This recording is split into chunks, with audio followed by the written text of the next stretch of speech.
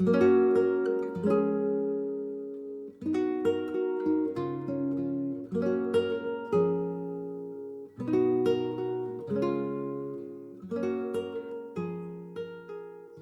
dramatic reading of Alice's Adventures in Wonderland by Lewis Carroll.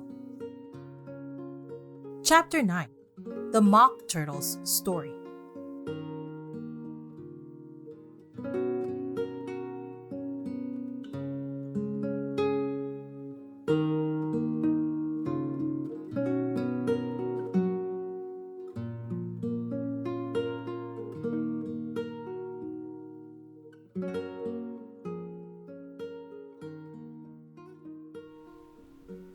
"You can't think how glad I am to see you again, you dear old thing," said the Duchess as she tucked her arm affectionately into Alice's, and they walked off together.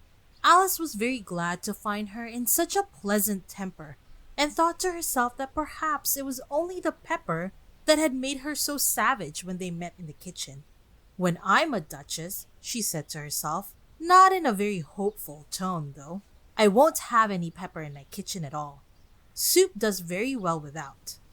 Maybe it's always pepper that makes people hot-tempered," she went on, very much pleased at having found out a new kind of rule. "And vinegar that makes them sour, and chamomile that makes them bitter, and barley sugar, and such things that make children sweet-tempered.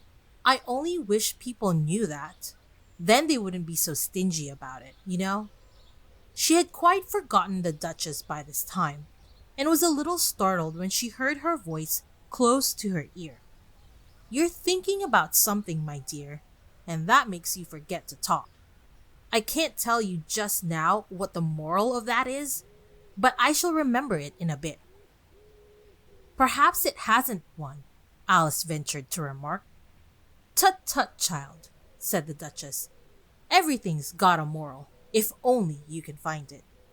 And she squeezed herself up closer to Alice's side as she spoke. Alice did not much like keeping so close to her, first because the Duchess was very ugly, and secondly because she was exactly the right height to rest her chin upon Alice's shoulder, and it was an uncomfortably sharp chin. However, she did not like to be rude, so she bore it as well as she could. "The game's going on rather better now," she said, by way of keeping up the conversation a little. "'Tis so," said the Duchess, "and the moral of that is, oh, 'tis love that makes the world go round." "Somebody said," Alice whispered, "that it's done by everybody minding their own business." "Ah, well, it means much the same thing," said the Duchess, digging her sharp little chin into Alice's shoulder as she added, "and the moral of that is, take care of the scents, and the sounds will take care of themselves." "How fond she is of finding morals in things," Alice thought to herself. "I dare say you're wondering why I don't put my arm around your waist," the Duchess said after a pause. "The reason is that I'm doubtful about the temper of your flamingo. Shall I try the experiment?" "He might bite," Alice cautiously replied, not feeling at all anxious to have the experiment tried. "Very true," said the Duchess. "Flamingos and mustards both bite. And the moral of that is, birds of a feather flock together." "Only, mustard isn't a bird," Alice remarked. "Right as usual," said the Duchess. "What a clear way you have of putting things." "It's a mineral, I think," said Alice. "Of course it is," said the Duchess, who seemed ready to agree to everything that Alice said. "There's a large mustard mine near here. And the moral of that is, the more there is of mine, the less there is of yours." "Oh, I know," exclaimed Alice, who had not attended to this last remark.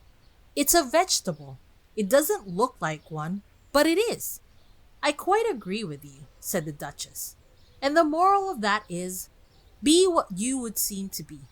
Or, if you'd liked it put more simply, never imagine yourself not to be otherwise than what it might appear to others, that what you were or might have been was not otherwise than what you had been would have appeared to them to be otherwise. I think I should understand that better, Alice said very politely, if I had it written down, but I can't quite follow it as you say it. That's nothing to what I could say if I chose, the Duchess replied in a pleased tone. Pray don't trouble yourself to say it any longer than that, said Alice. Oh, don't talk about trouble, said the Duchess. I make you a present of everything I've said as yet. A cheap sort of present, thought Alice. I'm glad they don't give birthday presents like that. But she did not venture to say it out loud. Thinking again? The Duchess asked, with another dig of her sharp little chin.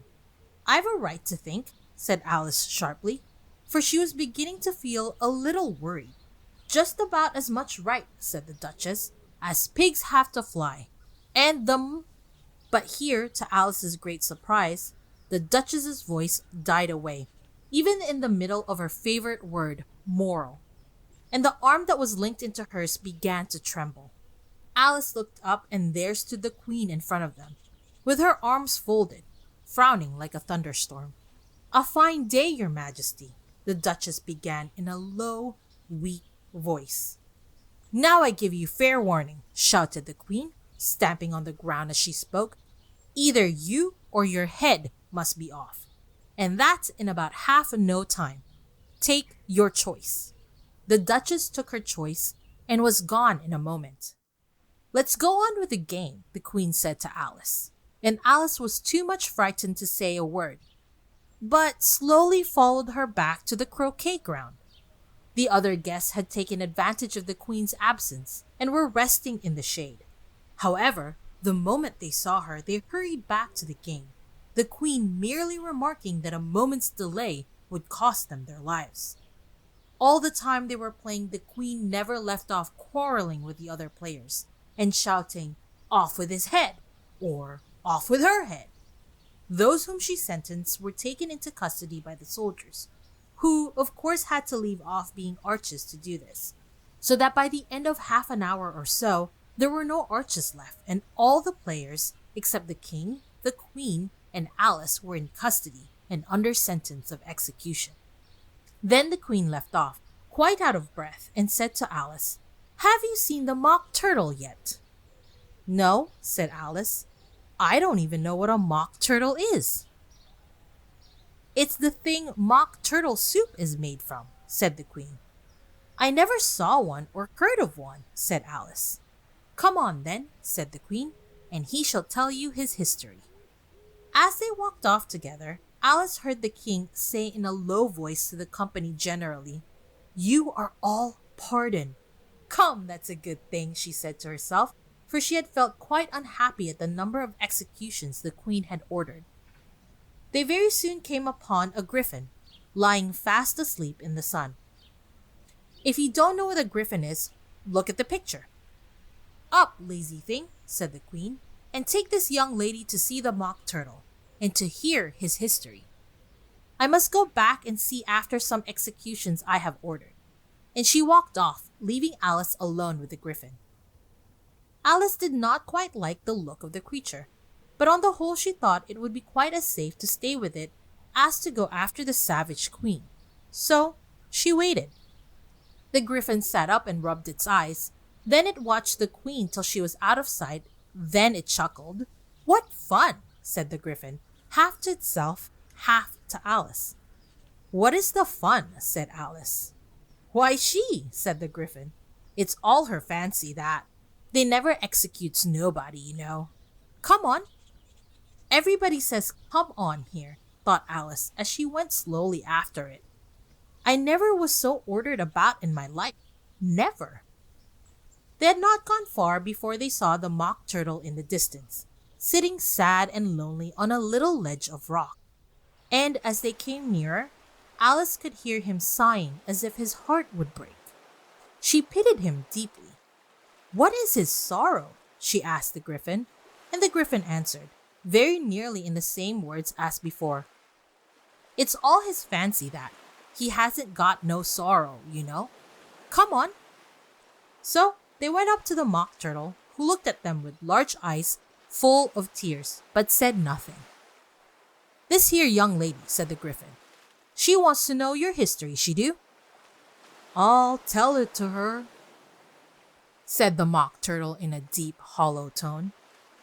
"Sit down, both of you, and don't speak a word till I've finished."